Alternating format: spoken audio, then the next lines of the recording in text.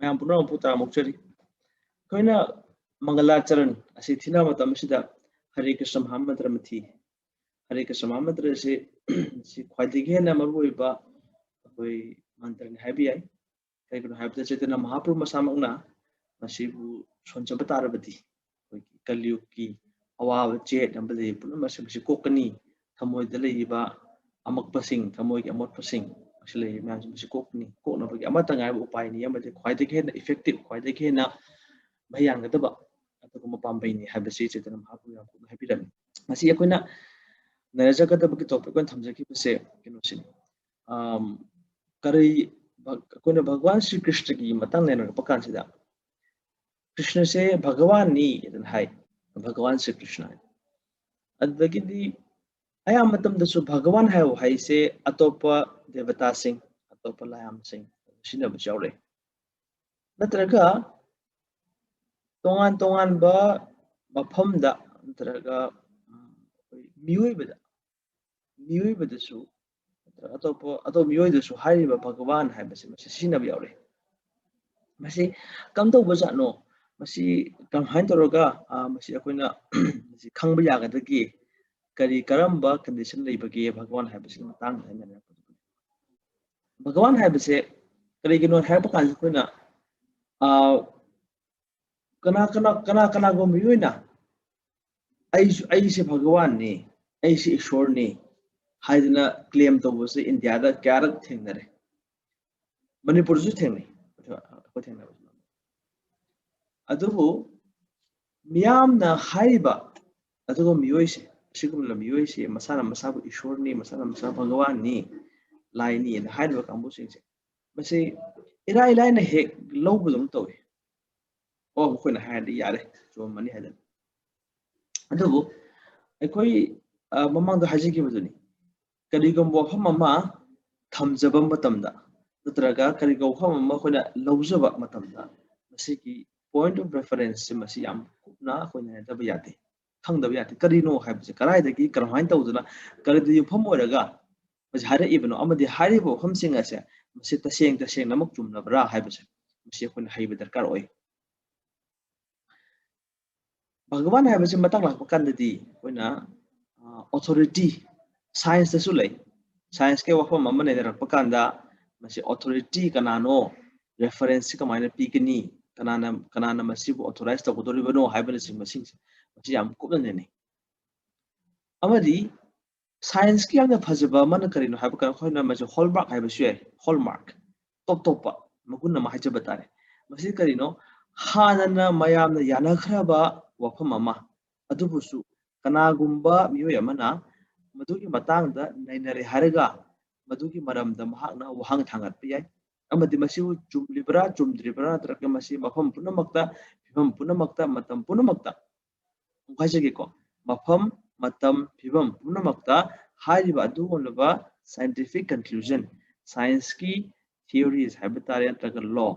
मसी apply तौबा याब्रा यादब्रा हाइबस मसी के मतंगदा question हंगबई खुदोंग साबे science P खुदम हाइबदा कोई ममांग चाहिदा और मारे चपचा मतम दो हाइजुब ngамजद्रे होजि होजि अखोना सिनरिबा नुंग किलो की नुंग हाइबता किलो की नुंग करम हाइना अखोना पोट अमसे ओंदोरिनी कयाम लुमी नत्र कयाम सांगी हाइबना सिंग सिंगसे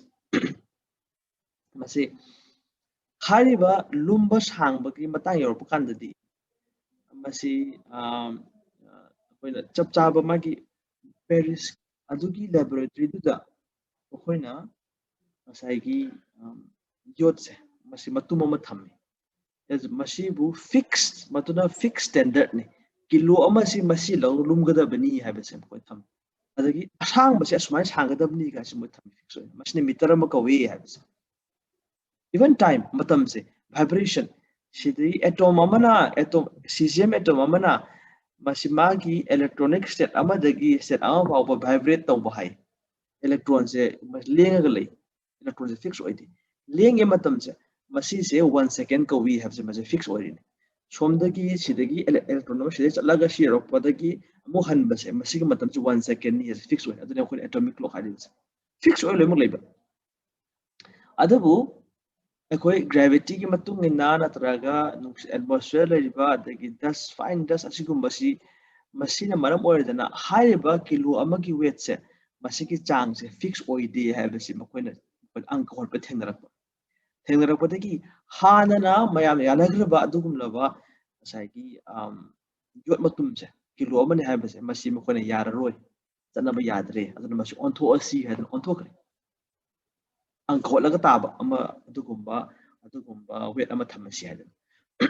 ꯃꯁꯤ ꯑꯩꯅ ꯍꯥꯏꯖꯔꯛꯏꯗꯨ ꯀꯔꯤꯅꯣ ꯍꯥꯏꯕ ꯀꯥꯟꯗ ꯁꯥꯏꯟꯁ ꯍꯥꯏꯕꯁꯦ ꯍꯥꯟꯅꯅ ꯄ꯭ꯔꯃꯥꯟ ꯇꯧꯈ꯭ꯔꯕ ꯑꯗꯨꯒꯨꯝꯕ ꯆꯨꯝꯂꯦ ꯍꯥꯏꯗꯅ ꯂꯩꯈ꯭ꯔꯕ ꯋꯥꯐꯝꯗꯣ ꯃꯗꯨ ꯐꯥꯎꯕ ꯑꯩꯈꯣꯏꯅ ꯃꯗꯨꯗ ꯋꯥꯍꯪ ꯊꯥꯡꯒꯠꯄ ꯌꯥꯏ ꯑꯃꯗꯤ ꯃꯗꯨ ꯆꯨꯝꯂꯤꯕ꯭ꯔꯥ ꯍꯥꯏꯗꯅ ꯃꯗꯨ ꯑꯃꯨꯛ ꯍꯟꯅ ꯑꯩꯈꯣꯏꯅ ꯆꯥꯡꯌꯦꯡ ꯇꯧꯕ ꯌꯥꯏ ꯃꯁꯤ ꯈꯨꯗꯣꯡꯆꯥꯕ ꯁꯥꯏꯟꯁꯇ ꯂꯩ ꯑꯗꯨꯕꯨ ꯁ꯭ꯄꯤꯔꯤꯆꯨꯋꯦꯂꯤꯇꯤꯗꯗꯤ ꯙꯔꯃꯒꯤ ꯃꯇꯥꯡꯗꯗꯤ ꯚꯛꯇꯤꯒꯤ ꯃꯇꯥꯡꯗꯗꯤ ꯍꯥꯏꯔꯤꯕ ꯑꯁꯤꯒꯨꯝꯕ ꯈꯨꯗꯣꯡꯆꯥꯕꯁꯤ ꯄꯤꯕ꯭ꯔꯥ ꯄꯤꯗꯕ꯭ꯔꯥ ꯍꯥꯏꯕꯁꯤꯅꯤ ꯑꯩꯈꯣꯏꯅ ꯅꯩꯅꯕ ꯌꯥꯕꯁꯦ ꯑꯌꯥꯝꯕꯅ ꯀꯃꯥꯏꯅ ꯇꯧꯏ ꯙꯔꯃꯒꯤ ꯃꯇꯥꯡꯗꯗꯤ ꯂꯥꯏꯅꯤꯡꯕꯒꯤ ꯃꯇꯥꯡ ꯂꯥꯏꯅꯤꯡ ꯂꯥꯏꯁꯣꯟꯒꯤ ꯃꯇꯥꯡꯗꯗꯤ ꯃꯁꯤꯗꯤ ꯍꯥꯏꯅꯔꯝꯃꯕꯅꯤ ꯃꯁꯤꯗꯤ ꯑꯩꯈꯣꯏꯅ ꯌꯥꯒꯗꯕꯅꯤ ꯃꯁꯤꯗ ꯋꯥ ꯍꯪꯕ ꯌꯥꯗꯦ ꯍꯥꯏꯕꯒꯤ ꯑꯁꯤꯒꯨꯝꯕ ꯆꯠꯅꯕꯤ ꯑꯃ ꯂꯩ ꯑꯗꯨꯕꯨ ꯍꯥꯏꯔꯤꯕ ꯆꯠꯅꯕꯤꯁꯦ ꯃꯁꯤ ꯑꯦꯕꯁꯣꯂꯨꯠ ꯅꯠꯇ꯭ꯔꯒ ꯇꯁꯦꯡꯅ ꯃꯗꯨ ꯂꯩꯔꯕ ꯍꯥꯏꯕꯗꯤ ꯃꯗꯨ ꯅꯠꯇꯦ ꯚꯦꯗ ꯁꯥꯁꯇ꯭ꯔꯒꯤ ꯃꯇꯥꯡꯗꯁꯨ ꯀꯣꯏꯁꯟ ꯍꯪꯕ ꯅꯩꯅꯕ ꯇꯥꯟꯅꯕ ꯑꯆꯨꯝꯕꯁꯤ ꯀꯔꯤꯕꯨꯅꯣ ꯍꯥꯏꯅ ꯊꯤꯕꯁꯦ ꯃꯁꯤ ꯚꯦꯗ ꯁꯥꯁꯇ꯭ꯔꯁꯤꯡꯅ ꯚꯦꯗꯤꯛ ꯁ꯭ꯀ꯭ꯔꯤꯞꯆꯔꯁꯤꯡꯗ ꯌꯥꯝꯅ ꯐꯖꯅ ꯃꯁꯤ ꯑꯦꯟꯀꯔꯦꯖ ꯇꯧꯏ ꯐꯖꯅ ꯃꯁꯤ ꯑꯩꯈꯣꯏꯅ ꯃꯁꯤꯒꯤ ꯆꯞ ꯆꯥꯕ ꯃꯥꯒꯤ ꯖꯒꯥ ꯃꯐꯝ ꯄꯤꯗꯨꯅ ꯊꯝꯃꯤ ꯋꯥ ꯍꯪꯒꯗꯕꯅꯤ ꯍꯥꯏꯕꯁꯦ ꯅꯩꯅꯒꯗꯕꯅꯤ ꯊꯤꯒꯗꯕꯅꯤ ꯑꯆꯨꯝꯕꯁꯤ ꯀꯔꯤꯅꯣ ꯊꯤꯗꯣꯛꯑꯒ ꯈꯪꯅ ꯍꯣꯠꯅꯒꯗꯕꯅꯤ ꯍꯥꯟꯅ ꯆꯨꯝꯈ꯭ꯔꯦ ꯍꯥꯏꯔꯤꯕꯗꯣ ꯃꯗꯨ ꯍꯧꯖꯤꯛꯀꯤ ꯃꯇꯝꯁꯤꯗ ꯃꯗꯨ ꯑꯦꯄ꯭ꯂꯥꯏ ꯇꯧꯕ ꯌꯥꯔꯤꯕ꯭ꯔꯥ ꯌꯥꯗ꯭ꯔꯤꯕ꯭ꯔꯥ ꯑꯦꯄ꯭ꯂꯥꯏ ꯇꯧꯒꯗꯕꯅꯤ ꯍꯥꯏꯕ ꯂꯩꯔꯒꯗꯤ ꯀꯔꯝꯍꯥꯏꯅ ꯑꯦꯄ꯭ꯂꯥꯏ ꯇꯧꯒꯗꯕꯅꯤ ꯍꯣꯡꯗꯣꯛꯀꯗꯕꯅꯤ ꯍꯥꯏꯔꯕꯗꯤ ꯀꯔꯝꯕ ꯀ꯭ꯔꯥꯏꯇꯦꯔꯤꯌꯥ ꯃꯌꯥꯝꯒꯤ ꯃꯇꯨꯡ ꯏꯟꯅ ꯃꯁꯤ ꯍꯣꯡꯒꯗꯕꯅꯣ ꯍꯥꯏꯕꯅꯆꯤꯡꯕ ꯃꯌꯥꯝꯁꯦ ꯃꯁꯤ ꯆꯞ ꯆꯥꯅ ꯃꯥꯒꯤ ꯃꯐꯝꯁꯤ ꯄꯤꯗꯨꯅ ꯊꯝꯃꯤ ꯑꯗꯨꯅ ꯃꯔꯨꯑꯣꯏꯅ ꯑꯩꯈꯣꯏꯅ ꯙꯔꯃꯒꯤ ꯃꯇꯥꯡꯗ ꯏꯁꯣꯔꯒꯤ ꯃꯇꯥꯡ ꯅꯩꯅꯔꯛꯄ ꯀꯥꯟꯗꯗꯤ ꯚꯛꯇꯤꯒꯤ ꯃꯇꯥꯡ ꯅꯩꯅꯔꯛꯄ ꯀꯥꯟꯗꯗꯤ ꯄꯨꯟꯁꯤꯁꯤꯗ ꯑꯩ ꯁ꯭ꯄꯤꯔꯤꯆꯨꯋꯦꯂꯤꯇꯤ ꯍꯥꯏꯕꯁꯦ ꯑꯩꯍꯥꯛ ꯃꯁꯤ ꯏꯁꯣꯔꯒ ꯃꯔꯤ ꯂꯩꯅꯕ ꯍꯥꯏꯖꯔꯒꯦ ꯆꯞ ꯆꯥꯕ ꯃꯁꯤꯒꯤ ꯗꯦꯐꯤꯅꯤꯁꯟ ꯑꯩꯈꯣꯏꯅ ꯍꯧꯖꯤꯛ ꯐꯥꯎꯕ ꯃꯅꯤꯄꯨꯔꯤꯗ ꯀꯔꯤ ꯂꯩꯕꯅꯣ ꯑꯩ ꯈꯪꯖꯗ꯭ꯔꯦ ꯑꯗꯨꯕꯨ ꯏꯁꯣꯔꯒ ꯃꯔꯤ ꯂꯩꯅꯖꯕ ꯍꯥꯏꯕꯅꯤ ꯑꯩꯈꯣꯏꯅ ꯁ꯭ꯄꯤꯔꯤꯆꯨꯋꯦꯂꯤꯇꯤ ꯍꯥꯏꯕꯁꯤ ꯃꯁꯤ ꯁ꯭ꯄꯤꯔꯤꯆꯨꯋꯦꯂꯤꯇꯤ ꯍꯥꯏꯕ ꯃꯌꯥꯝꯅ ꯀꯩ ꯍꯥꯏꯅ ꯈꯟꯅꯩ ꯁ꯭ꯄꯤꯔꯤꯆꯨꯋꯦꯜ ꯑꯦꯠꯃꯣꯁꯐꯤꯌꯔ ꯍꯥꯏꯔꯒ ꯃꯌꯥꯝꯅ ꯆꯤꯡ ꯃꯥꯟ ꯑꯆꯤꯛꯄ ꯑꯗꯒꯤ ꯃꯗꯨꯗ ꯃꯦꯗꯤꯇꯦꯠ ꯇꯧꯕ ꯁꯃꯨꯗ꯭ꯔ ꯃꯄꯥꯟ ꯇꯨꯔꯦꯟ ꯃꯄꯥꯟ ꯅꯨꯡꯒ ꯃꯌꯥꯝ ꯇꯥꯕ ꯏꯁꯤꯡꯒ ꯇꯞ ꯇꯞ ꯆꯦꯟꯊꯕ ꯃꯈꯣꯟꯒ ꯊꯣꯛꯄ ꯎꯆꯦꯛ ꯋꯥꯌꯥ ꯈꯔ ꯈꯣꯡꯕ ꯑꯗꯨꯒꯨꯝꯕꯁꯤ ꯁ꯭ꯄꯤꯔꯤꯆꯨꯋꯦꯜ ꯍꯥꯏꯅ ꯈꯜꯂꯤ ꯅꯠꯇ꯭ꯔꯒ ꯌꯣꯒꯥ ꯇꯧꯕ ꯃꯦꯗꯤꯇꯦꯁꯟ ꯇꯧꯕꯁꯤ ꯁ꯭ꯄꯤꯔꯤꯆꯨꯋꯦꯜ ꯃꯗꯨ ꯄꯥꯔꯠ ꯑꯃꯅꯤ ꯍꯥꯏꯕꯗꯤ ꯌꯥꯏ ꯑꯗꯨꯕꯨ ꯊꯥꯡꯉꯩ ꯁꯦꯡꯕꯒꯤꯗꯤ ꯑꯩꯈꯣꯏꯅ ꯁ꯭ꯄꯤꯔꯤꯆꯨꯋꯦꯜ ꯍꯥꯏꯕ ꯇꯥꯔꯒꯗꯤ ꯀꯔꯤꯅꯣ ꯌꯦꯡꯉꯁꯦꯕ ꯁ꯭ꯄꯤꯔꯤꯆꯨꯋꯦꯜ ꯍꯥꯏꯕꯗꯤ ꯃꯁꯤ ꯁ꯭ꯄꯤꯔꯤꯠ ꯍꯥꯏꯔꯤꯕ ꯅꯥꯎꯟꯁꯦ ꯃꯁꯤꯗꯒꯤ ꯗꯤꯔꯥꯏꯞ ꯇꯧꯔꯛꯄ ꯑꯦꯗꯖꯦꯛꯇꯤꯚ ꯑꯣꯏꯗꯣꯔꯤꯕ ꯅꯠꯇ꯭ꯔꯥ ꯑꯗꯨ ꯇꯥꯔꯒꯗꯤ ꯁ꯭ꯄꯤꯔꯤꯠ ꯍꯥꯏꯕꯁꯦ ꯃꯁꯤ ꯄꯣꯠꯆꯥꯛ ꯑꯃꯅꯤ ꯅꯥꯎꯟ ꯍꯥꯏꯕꯗꯤ ꯊꯤꯡ ꯄꯣꯠ ꯑꯃꯅꯤ ꯃꯁꯤ ꯁ꯭ꯄꯤꯔꯤꯠ ꯍꯥꯏꯕꯁꯦ ꯑꯗꯨ ꯁ꯭ꯄꯤꯔꯤꯠꯁꯦ ꯀꯔꯤꯅꯣ ꯊꯤꯕ ꯇꯥꯔꯦ ꯁ꯭ꯄꯤꯔꯤꯠ ꯌꯥꯝꯅ ꯚꯦꯛ ꯑꯣꯏꯍꯜꯂꯦ ꯊꯥꯡꯉꯩ ꯁꯦꯡꯅ ꯁ꯭ꯄꯤꯔꯤꯠꯇꯤ ꯑꯥꯠꯃꯗꯒꯤ ꯂꯥꯛꯀꯗꯧꯔꯤꯅꯤ ꯑꯥꯠꯃ ꯍꯥꯏꯕ ꯊꯋꯥꯏ ꯑꯗꯨ ꯇꯥꯔꯒꯗꯤ ꯁ꯭ꯄꯤꯔꯤꯠꯀꯤ ꯃꯇꯥꯡ ꯅꯩꯅꯔꯛꯄ ꯀꯥꯟꯗꯗꯤ ꯑꯩꯈꯣꯏꯅ ꯁꯨꯄ꯭ꯔꯤꯝ ꯁ꯭ꯄꯤꯔꯤꯠ ꯍꯥꯏꯕ ꯑꯃ ꯊꯦꯡꯅꯔꯦ ꯈ꯭ꯋꯥꯏꯗꯒꯤ ꯑꯊꯣꯏꯕ ꯈ꯭ꯋꯥꯏꯗꯒꯤ ꯑꯋꯥꯡꯕ ꯈ꯭ꯋꯥꯏꯗꯒꯤ ꯑꯆꯧꯕ ꯄꯨꯝꯅꯃꯛꯁꯤ ꯍꯧꯔꯛꯐꯝ ꯑꯣꯏꯕ ꯑꯗꯨꯒꯨꯝꯕ supreme spirit supreme Consciousness supreme ꯕꯤꯌꯤꯡ ꯑꯗꯨꯗꯤ ꯍꯥꯏꯔꯤꯕ ꯁꯨꯄ꯭ꯔꯤꯝ ꯁ꯭ꯄꯤꯔꯤꯠꯁꯦ ꯃꯁꯤ ꯏꯇꯥꯎ ꯇꯥꯎꯔꯒ ꯏꯍꯥꯡ ꯍꯥꯡꯉꯒ ꯃꯉꯥꯟꯗꯧꯅꯒ ꯂꯩꯕ ꯖꯥꯠꯂꯥ ꯅꯠꯇ꯭ꯔꯒ ꯃꯁꯛꯀ ꯅꯥꯏꯕ ꯖꯥꯠꯂꯥ ꯍꯥꯏꯕꯁꯦ ꯃꯁꯤꯁꯨ ꯌꯥꯝꯅ ꯚꯦꯛ ꯑꯣꯏꯅ ꯂꯩꯊꯣꯛꯑꯦ ꯈꯟꯅꯗ꯭ꯔꯁꯨ ꯌꯥꯕꯒꯨꯝ ꯏꯁꯣꯔ ꯍꯥꯏꯔꯒꯗꯤ ꯏꯁꯣꯔꯒꯤ ꯃꯐꯝ ꯄꯨꯝꯅꯃꯛꯀ ꯂꯩꯕꯅꯤ ꯃꯐꯝ ꯄꯨꯝꯅꯃꯛꯀ ꯂꯩꯔꯒꯗꯤ ꯃꯥꯒꯤ ꯃꯁꯛ ꯅꯥꯏꯒꯗ꯭ꯔꯥ ꯅꯥꯏꯔꯣꯏꯗ꯭ꯔꯥ ꯍꯥꯏꯕ ꯑꯃ ꯑꯌꯥꯝꯕꯅ ꯀꯩ ꯍꯥꯏꯅ ꯈꯟꯅꯩ ꯃꯁꯛ ꯅꯥꯏꯗꯦ ꯍꯥꯏꯅ ꯈꯟꯅꯩ ꯊꯥꯡꯉꯩ ꯁꯦꯡꯅ ꯃꯁꯛ ꯅꯥꯏ ꯍꯥꯏꯕꯁꯦ ꯒꯣꯗ ꯏꯖ ꯑꯦ ꯄꯔꯁꯟ ꯍꯥꯏꯕꯁꯤ ꯃꯁꯤ ꯌꯥꯝꯅ ꯃꯔꯨꯑꯣꯏꯕ ꯀꯣꯟꯁꯦꯞꯅꯦ ꯏꯁꯣꯔꯁꯨ ꯃꯁꯛ ꯅꯥꯏꯕꯅꯤ ꯍꯥꯏꯕꯗꯤ ꯃꯍꯥꯛꯀꯤ ꯄꯔꯁꯟ ꯍꯥꯏꯕꯗꯤ ꯀꯔꯤꯅꯣ ꯃꯍꯥꯛꯁꯦ ꯑꯩꯈꯣꯏ ꯃꯤꯑꯣꯏꯕ ꯑꯃ ꯑꯣꯏꯅ ꯑꯩꯈꯣꯏꯅ ꯐꯤꯂꯤꯡꯁ ꯄꯨꯛꯅꯤꯡ ꯏꯊꯤꯜ ꯏꯍꯨꯜ ꯑꯩꯈꯣꯏꯗ ꯐꯥꯎꯏ ꯑꯗꯒꯤ ꯑꯄꯥꯝ ꯄꯥꯝꯗ ꯂꯩ ꯅꯨꯡꯉꯥꯏꯕ ꯅꯨꯡꯉꯥꯏꯇꯕ ꯂꯩ ꯁꯥꯎꯅꯤꯡꯕ ꯅꯨꯡꯁꯤꯕ ꯀꯞꯅꯤꯡꯕ ꯑꯁꯤꯅꯆꯤꯡꯕ ꯑꯩꯈꯣꯏꯒꯤ ꯑꯄꯥꯝꯕ ꯑꯩꯒꯤ ꯂꯥꯝꯕ ꯐꯥꯎꯕ ꯈꯧꯔꯥꯡꯕ ꯐꯥꯎꯕ ꯃꯌꯥꯝ ꯈꯪꯅ ꯆꯥꯟꯅꯕ ꯅꯨꯡꯁꯤꯅꯕꯁꯤꯡ ꯄꯨꯜꯂꯒ ꯅꯨꯡꯉꯥꯏꯖꯕ ꯑꯁꯤꯒꯨꯝꯕꯁꯦ ꯃꯁꯤ ꯏꯁꯣꯔꯗꯨ ꯆꯞ ꯆꯥꯅ ꯀꯔꯤꯒꯤꯅꯣ ꯄꯨꯝꯅꯃꯛꯀꯤ ꯍꯧꯔꯛꯐꯝ ꯑꯣꯏꯕꯅꯤ ꯚꯒꯋꯥꯟ ꯏꯁꯣꯔ ꯍꯥꯏꯕꯁꯦ ꯑꯗꯨꯅ ꯄꯨꯝꯅꯃꯛꯀꯤ ꯍꯧꯔꯛꯐꯝ ꯑꯣꯏꯕꯅꯤꯅ ꯑꯩꯉꯣꯟꯗ ꯐꯥꯎꯔꯤꯕ ꯏꯊꯤꯜ ꯏꯍꯨꯜ ꯄꯨꯛꯅꯤꯡꯒꯤ ꯋꯥꯈꯜ ꯑꯁꯤꯒꯨꯝꯕ ꯂꯩꯔꯤꯕ ꯃꯒꯨꯟꯁꯤꯡ ꯂꯣꯏꯅꯃꯛꯁꯦ ꯃꯁꯤ ꯍꯧꯔꯛꯐꯝꯁꯤꯁꯨ ꯏꯁꯣꯔꯅ ꯑꯣꯏꯐꯝ ꯄꯤ ꯍꯥꯏꯕꯁꯤ ꯄ꯭ꯔꯃꯥꯟꯅꯤ ꯃꯍꯥꯛꯇꯣ ꯂꯩꯔꯝꯗ꯭ꯔꯒꯗꯤ hairiba aingonda thenariba akona uriba sangsar leiriba magun mayam punamakse masi punamakse karigumba Bhagavan da ishwata leiramdarba taragadi sida khoi thenaroi haibase masi mani jare aduna Bhagavan haiboi matang sidati Veda Vyasa haijagibase akona point of reference kai lawgani Veda gi matang da haire Veda Shastra mayam masi hairi audi Vedic scripture Shastra mayam hana iragalayamde Veda Vyasa haibasina mahakna ibiraga thambirambane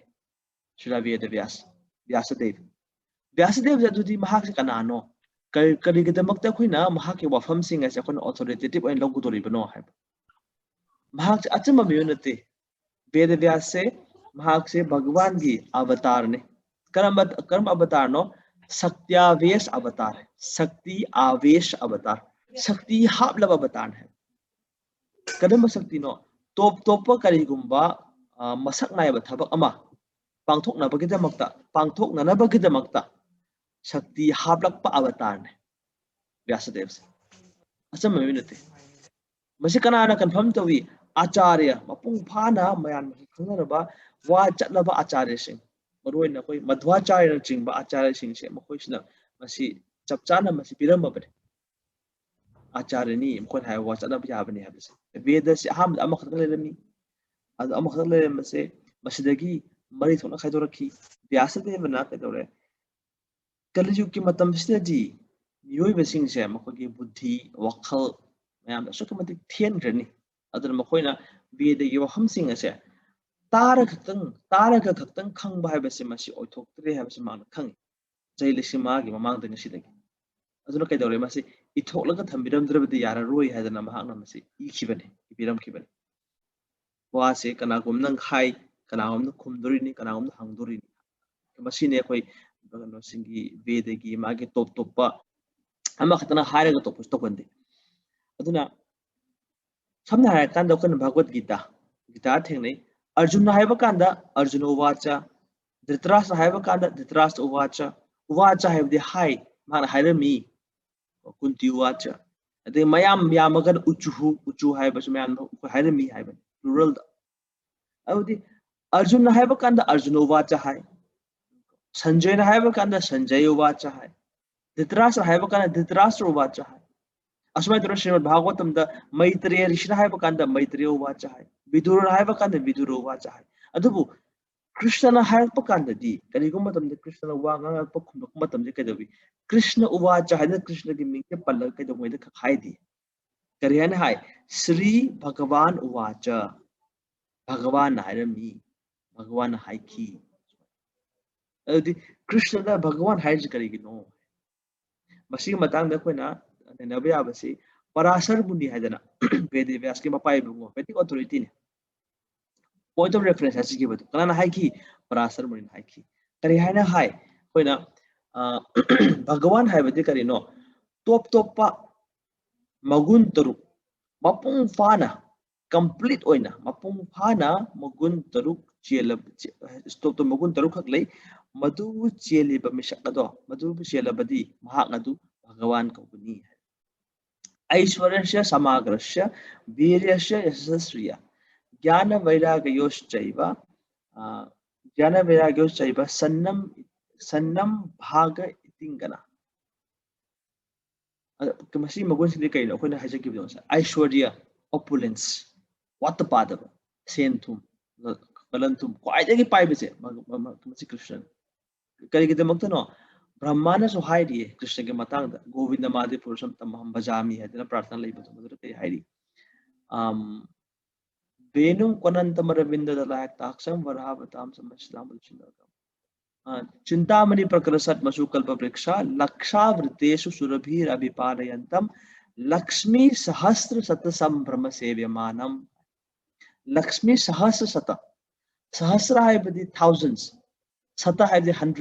hundreds and thousands haibadi lishing lakh ta hundreds of thousands lakh ta Lakshmi mayam sina Sri Govinda ji Sri Krishna ki Seba taunabagidamagta makoina Seba taunabagidamagta Seba changjinabagidamagta makoina ngaizaraga lay अखोई सोम द Srila Prabhupada kai hai akhona pamisi kai no Lakshmi ama khaktang na khasiktang mai kripa khitha biramagadi hai na ko Lakshmi puja kya am tum kitang hana yeng biramagadi ai jawata pata boy ni ko haidana ka Lakshmi ama khaktang gi mahakripa phangadi akhoi shen tum pai bu oidori bin haidana adubu Krishna ni kamain tawri mahak na Lakshmi tana banati Lakshmi lishing lakh mayam sina akhoi mayam sina pulle haraga Bhagavan Krishna ki seva taunaba ki tamuk tamuk na ngaijaraga khaulan na ngairaga lei no de mahak ta ke na paisa pa bisi ka lekin akhoi prithvi da paisa pa mayam lei adubu Ambani khangre Elon Musk khangre mayam lei gre adu mokhoi mayam si mi amana prithvi pumbada lei ba paisa se mo ki ni habi ya ba yati adu Krishna hai si di prithvi khatana te all creation puna maksigi lan gi mapu se mahak ni aishwarya Shen pai meje phajai haidi maki magun je mayana pamnai aduna mahaki matungan mi mem tholakan Shen pai virya courageous pangal most powerful khwaidagi shakti chen kyamuk shakti cheli Krishna ja akhona tha ani ka man hek ma sapong pokre devaki macha oina gokul da porakre adagi tha ani surak pada ngai nga da putana hai ning chabi wai sathi ning chabi se Krishna hat kham tomai haliba makhom tha halin karigino bhag lai se angang sida Krishna se aigi khom sida chandu kaso kasai kar hai hu ta shille haraga Krishna se pithaga Krishna hat ki haidana adu Krishna ke hai khale bhag na khomlang pithak ke hai la abani na bhag te ima tare ode phare ima or aina mas ima or lawrage aduna mas magi khom thage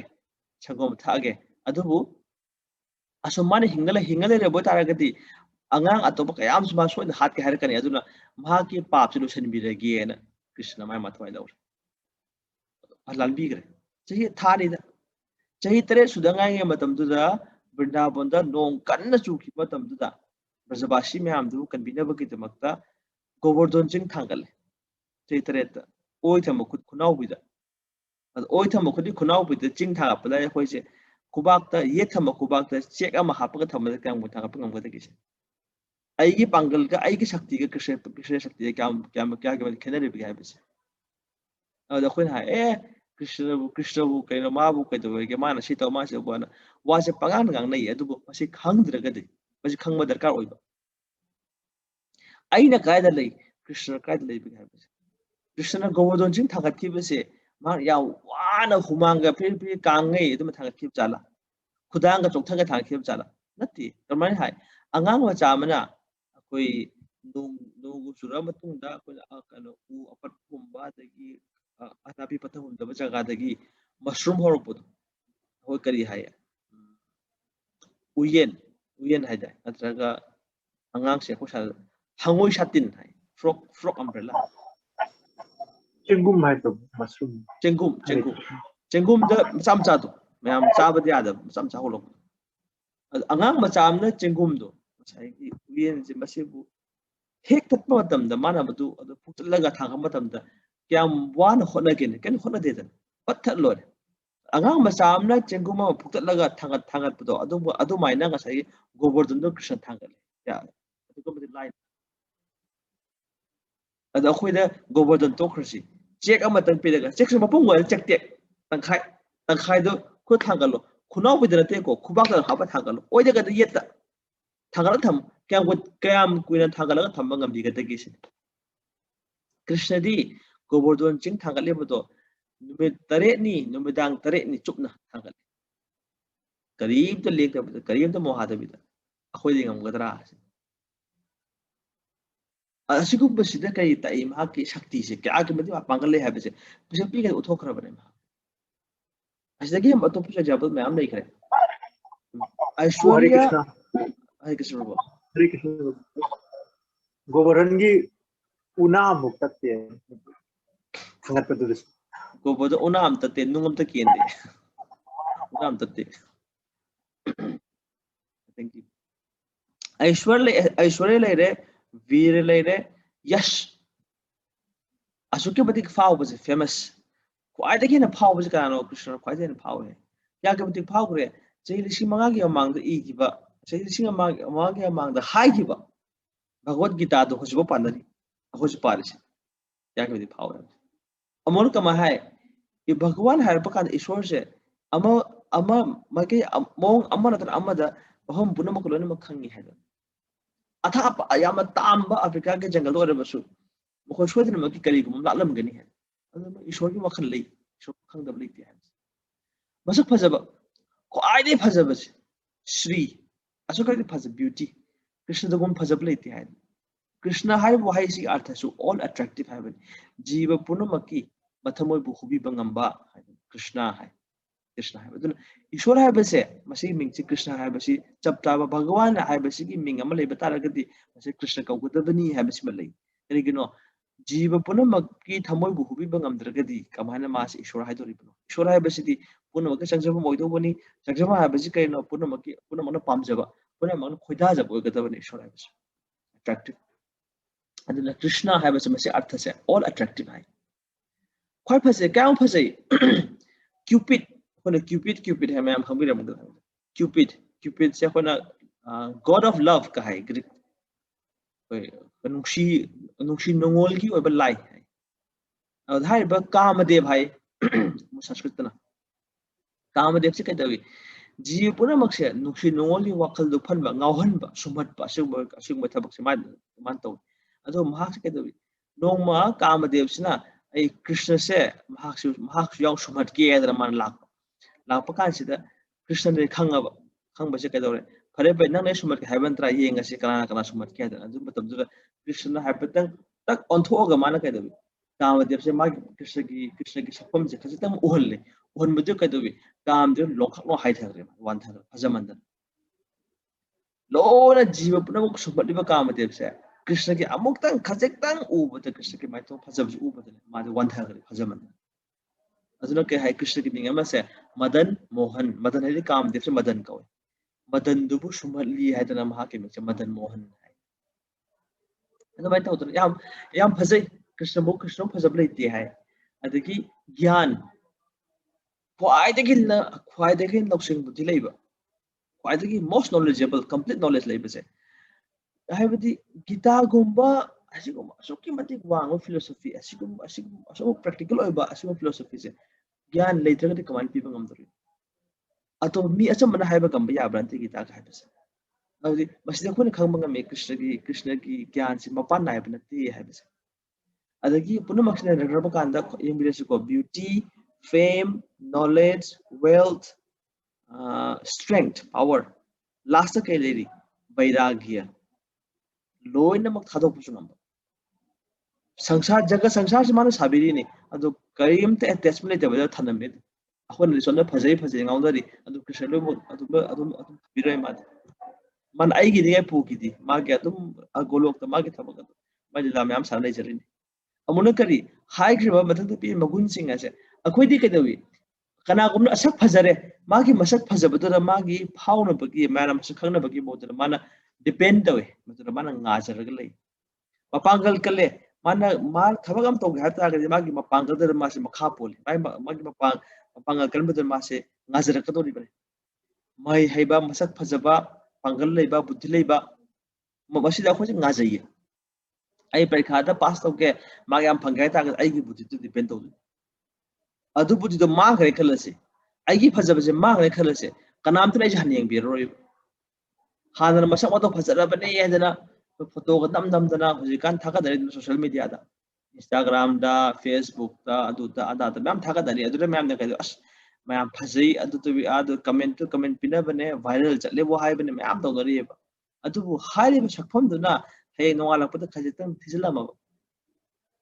But you Williams late. No more, the palms na. Masi, I don't talk him a chani, at the monthly Harris. Master Katawi. Bungsley being the Pimachama. Somebody am Pazaba. Mass over the mass Nang no Pazagre. I should not want to Pumau Naure. I don't know I'm the only in. The piece in the Pasum Pave Pamda. I don't know tea some Greek attack. I'm the owners Greek attack person and Pim Sas again. Pepper. Hapta am the Gana. Nang on a law for you. And the Musikan hairiba khangde thaini program thaba hainare musikan date hainare ada nupisna haire unasi ai matam tharage hafta am lega ngasidagi numit train lere matung suda ai gyumba lao adu ibani unasi ada ngasai nupa de harau lo da man as mai tar sin nupi do usna sin ngasidi ma ya thore he ai unasi haire ma harau ra thinga lere ma numit train su ngai ri na kan makke mamu cm dana kamai kari wari chani wakan asa chaw sagatana man somdra ngasai nupi do kaidori akhoi gi purgative hai koi medical term da koi purgative koina khong hamba yada ba daga chaba hita adagi koi amang ari ba leibase masi hamdokina ba adagi oba khoppa to honaba asigumba hita haiba tare adugumba yam strong yam akan ba hita ka to chasanba mana chaba de ka dore hafta am se nungti gi obaga phaiba ga tawr ada mahaki o me waru vidya de ko aise kano londa puda se kidan nuai ta ngakpi gani hai asigumba magi koi amang masigumba se ma nungti gi sum magi sum haksan de khaidokhi ba kan se kaidore chafuom hapa tham an masi myam se audi kana ko masak ma to yam phajare ntraga ka masa ka yamna phai yam kalle ga mi mo bitar ga su hafta ama supna magi oba ka phaiba to bitar ga di ado numi mani mani su haksan film no kairane mamai mit kalo kusan gani mamai ju ko pani haksang ju kaim to ngamor adumai to nga sai nupi sna hafta am ta ju film de ram ande mai nokti haksang na khaido ki basing che ma chafu de tungja laga man chafu tare se khum ju khum jala le thame man ado ki hafta am le kan si ta sai nupa harau lai ma makke mo shem dana pi phasa ba shet na inda to lai la kha si zamana thong se hanga changa ga si nupi do leibro ma unaba lakpani hada ngai nupi ji mangwan phamin man hai ai ni bodin nupi do hada nang mati nang dira sak am thi nang nayang pugang kang ngadana aina uki nupi ji masak phajaga jani masak hadi khajai ga tup law phajaga jani hada manate ai ni bodin nupi do hada kamai nang ni hai do no ai ne smai to buni bodin nupi do ai ni ado hojikti si film ji kamai no aigi phajaba haksang phaba khot myam do atu aina khaido ga tongan tham ki bagi waqt ni hada aigi phajaba do adu badu khaido pa khak ni hada phajaba mo khaido pa ya baran hai e yai badu kamai khaido i bai da se ai nungti gi ne ai sumaina aigi phajaba sing do chafu tare se yaw lai labani nangna khoidari phajabado nangna aingwanda ngaujai pamjai nungsiga haido madugi phajaba singdo sigi chapote lamu yawlen masidang yengjaru masidang kanangi oijarona aseng bane fire dangi phajabado chapu de phajaba yawda yengen hai chapu do hangdo yenga madi o doroba mana mahaga ya kaino si amona kay me ham thamna phajabane de kaino madu mangni gi phajabado nangna phajai hai do ai haksang je sumain to ai ge amang asu am si khaido khra ba kandati nungti asu am sam khaido ki ba haksang sumai oi ne ai tar ga di ai gi phajaba si masi oi na tra nang adu nangna phajai di masi ne hainin gi wadi kaino akhoi na u ba ji haksang gi mapan thong gi khata u nung dam to u to amadi ayamba rate loina mi loina 99.99% ba hai bi na loina ayamba loina mak se mo ko kai dawi aigi phajaba aigi haksang kanba mahaiba haiba ja khoji madar nga jaye do depend to madu thato bo khak amna de haiba adu yaudra gadi aigi punsi gi aigi top masak ama leira roi adu krishna di badu natte bhagwan krishna di kaino magi magun sile adu magun du da mahakna makha pondra magun du mana nga jaru da adu magi magun sing du ne krishna da nga jabani magun sing du na bhagwan Sri Krishna samdara kana magi hena phaja torok hena masak manga dar ada akhoi ka to ba akhoi kina ai mon da magun do modu aina ngajaraga aina aina ka magun do aina tangja bane krishna na kaino magun chung dura krishna tangja to masi dikha na aduna loina mak se krishna thadok pusu ngam akhoi ding ngodra ngam de nang hayeng de sak phajara no hay yagadra kana si yaro hayeng de nang hai sing bodo nahin sing hairiba gyan lebo ko to bodo heng de khaina ro ko yaga ta kana si yaro hai nangi panggan hai de kal no ga yaga yaroi hai ba hai bi akhoi se madu ne attachment lei madu thado pangam de krishna di badu na te ba to khado ku de ma de au thado krishna ma di ma masak hong de krishna di akhoi di magun do yaw tab ai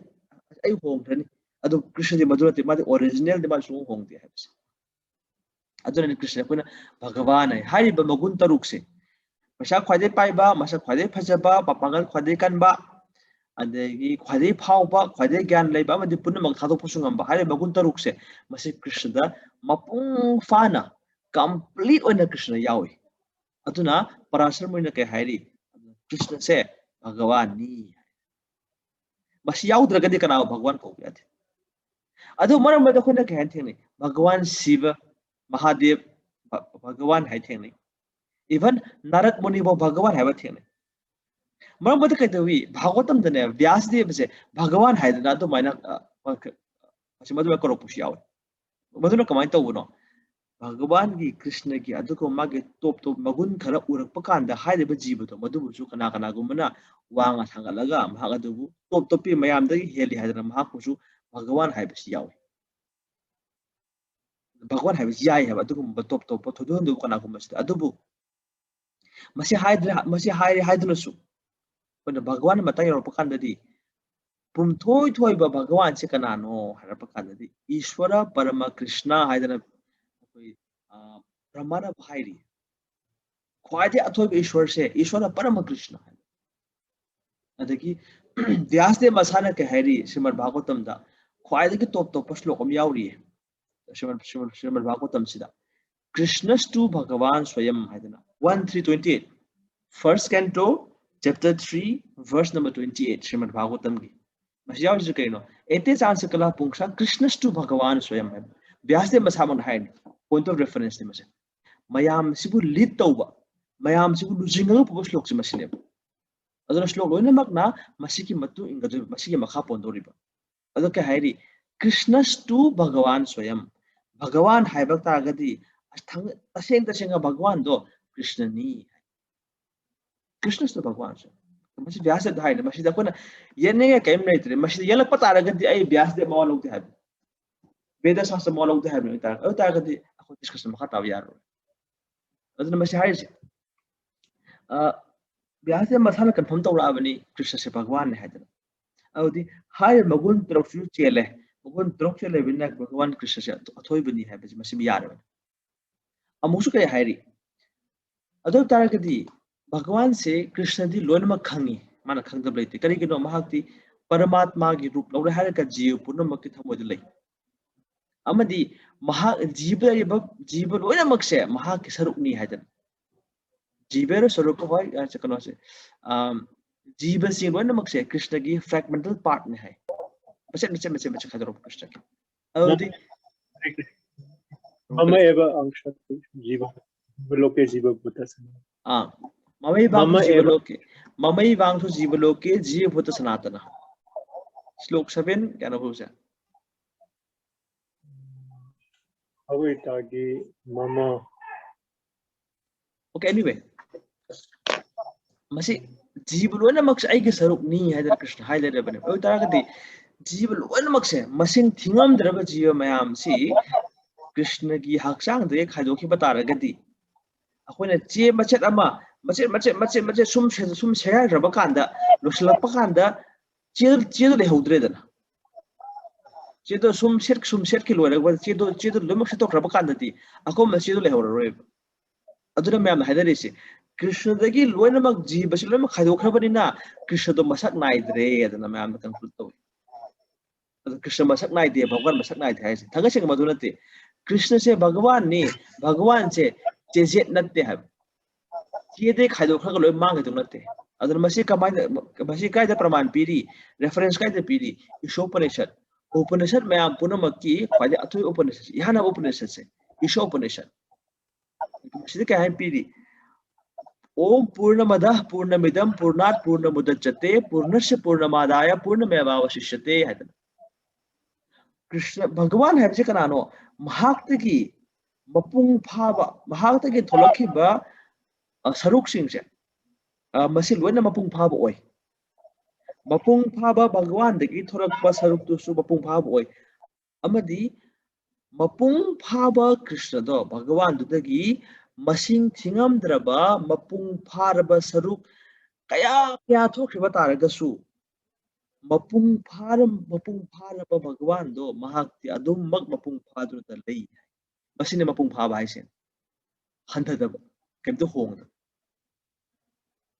adum masi Bhagavan Krishna de kemto hongdi haibase madi original na dum nitori aduna Bhagavan haikpa kandadi kanabu haiba yare Krishna ni atopada Bhagavan hai minge si nei karam matangda Bhagavan Krishna gi aduguma top pa magun magun sakti khara makhoi chelakpa kandadi makhoi Krishna la seba tawjabadagi makhoi da pibirakpa sakti namara moitana makhoi su umarak makta makhoi bu Bhagavan hai min thos pibi yawi adubu Krishna gi aduguma sakti su kainta chendaba bhakti su tawdaba masa mathane ojabadu masa indriya bu khudum chanma ngamdaba aduguma kana gumba amna aisu Bhagavan haragadi madure lal pangai haibi yati Bhagavan haibisi amadi harakpa taragati Parasar Muni hoi leiri Parasar gumba Veda Vyasa Narad Madhvacharya Ramanujacharya Acharya myam authority myam sina madu recommend tarokada buni max Bhagavan ni yare aduna pangai haibi yati haibisi okay adi masi Krishna gi top Bhagavan haibisi gi ma ki magun leire taruk chapchaba six qualities Bhagavan matangda Hare Krishna aduna masi khanglaba kandari akoina question ji hangba ngamla ane oibra masi gi magun ji chendabra test tawra kadoini kana gomna Bhagavan hayaga madu akoina test tawba ngamgadabri akoina